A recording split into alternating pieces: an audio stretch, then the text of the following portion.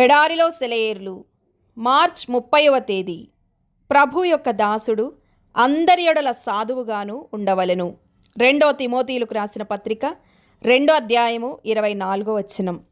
ఒక అందమైన ఇతిహాసం ప్రకారం ఒక రోజున సమస్త పువ్వులకు అందాన్ని ఇచ్చి వాటిని సంరక్షించే ఓ వనదేవత ఒక గులాబీ యొక్క నీడన పండుకొని నిద్రలోకి జారుకుంది.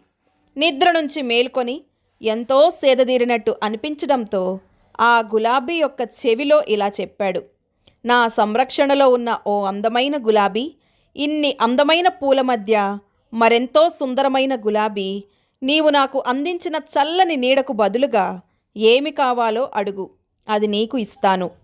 తన అందాన్ని మరింత ఇనుమడింపజేసే మరో అనుగ్రహం ప్రసాదించమని ఆ గులాబీ విన్నవించింది. ఈ గులాబీకి లేని అనుగ్రహం నా వద్దనున్న వరాలలో, అలంకరణలలో ఇంకా ఏమున్నాయి అని వనదేవత మనస్సులోనే ఆలోచన చేసింది. ఆ తరువాత అతడు మంచును దానిపై ముసుగుగా కప్పేశాడట. అప్పుడు ఆ గులాబీ చెట్టు మంచు బరువుకు బాగా వంగిపోయి అతడి ముందు తన మెడ వంచిందట. ఒక క్రైస్తవుడి ఆత్మీయ సౌందర్యం మరింత అధికం కావాలంటే అతడు సాత్వికముతో అలంకరించబడాలి. క్రైస్తవ సద్గుణాలన్నిటికీ ఇది కిరీటం లాంటిది. ప్రతి మానవ హృదయం ప్రేమ కోసం తపించిపోతోంది. మనం ప్రేమ కోసమే పుట్టాం. ప్రేమించేందుకు మాత్రమే కాదు, ప్రేమించబడేందుకు కూడా. కఠినమైన మాటలు, దురుసు ప్రవర్తన, చీత్కారం హృదయాన్ని గాయపరుస్తుంది. గాలి తుఫానులు పుష్పాల అందాల్ని చిందరవందర చేసినట్టుగా అసభ్యకరమైన మాటలు మన సున్నితమైన మనసుల్ని ముక్కలు ముక్కలు చేస్తాయి. అవి మన ఆహ్లాదకరమైన జీవితాల్ని ఆవేదనతో నింపి కుప్పకూలదోస్తాయి. సాత్వికము వేసవి వడగాలుల మధ్య వీచే చల్లని గాలి వంటిది. దాని చల్లని స్పర్శకు ఎదుటివాళ్ళు హృదయాలు పులకరించిపోతాయి.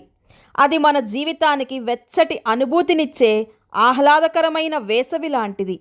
దాని వెచ్చదనానికి అందమైన ఆత్మీయ స్వభావాలెన్నో మనలో అభివృద్ధి చెందుతుంటాయి. సున్నితమైన ప్రేమ స్పర్శ కోసం తపించిపోయే నిర్భాగ్యులు మన చుట్టూ ఎందరో ఉన్నారు. చూసేందుకు వాళ్ళందరూ పైకి చిరునవ్వులు చిందిస్తుంటారు, కానీ ఆంతర్యంలో ఏ భారం వాళ్ళని కృంగదీస్తోందో, ఎంతటి బడభాగ్ని వాళ్ళ గుండెల్లో రగులుతోందో, ఏ దుఃఖం వాళ్ళ హృదయాల్ని రగిల్చివేస్తోందో మనకు తెలియదు. శ్రమల కౌగిలిలో నలిగిపోతున్న వాళ్ళందరూ బిగ్గరగా ఏడవరు. ప్రశాంతంగా కనిపించినంత మాత్రాన కష్టాలు లేనట్టు కాదు. వాళ్ళంతా భారమైన తమ హృదయాలపైన చిరునవ్వు అనే ముసుగు వేసుకున్నారంతే. జాలి కోసం అందరూ బిగ్గరగా కేకలు వేయరు. మన ప్రభువు ఈ లోకంలో జీవించిన కాలంలో ప్రేమ హృదయాల కోసం ఎంతగా పరితపించిపోయాడో మనకు తెలుసు. ప్రత్యేకించి తాను లోతైన శ్రమల గుండా పయనిస్తున్న నైరాస్యపు వేళల్లో తన సన్నిహితుల సున్నితమైన ప్రేమ సహవాసాన్ని ఆయన అమితంగా ఆశించాడు. వేదనకరమైన గాఢాంధకారపు రాత్రి సమయంలో తన స్నేహితులందరూ తనని విడిచి పారిపోయినప్పుడు ఆయన ఎంత నిరాశ చెందాడో మనకు తెలుసు. ప్రేమ చూపించినందుకు మనం ఎప్పుడూ నిరాశ చెందము.